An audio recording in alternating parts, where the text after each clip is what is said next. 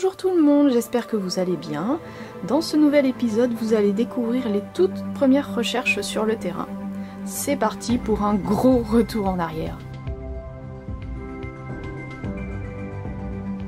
En novembre 2014, je suis allée admirer l'Hermione à Bordeaux depuis le quai.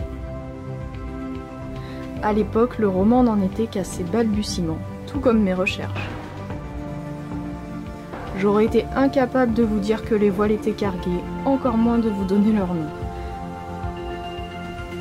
Voir cette belle frégate, certes d'un peu loin, était tout de même super inspirant. Je ne savais pas que je retournerais la voir de plus près quelques années plus tard. Les personnages ont beaucoup déménagé, Brest, Dunkerque, avant de se fixer à Saint-Malo, que j'ai visité pour la première fois en avril 2015. Pourquoi avoir choisi Saint-Malo?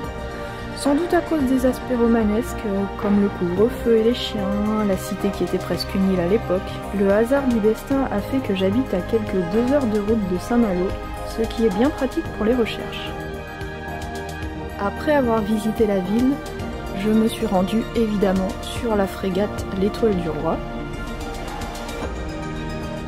C'est cette visite qui aura été le plus en lien avec le roman.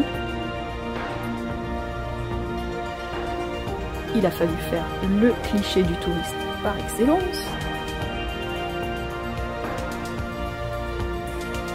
Et en mars 2018, j'ai visité le musée de la Marine à Paris.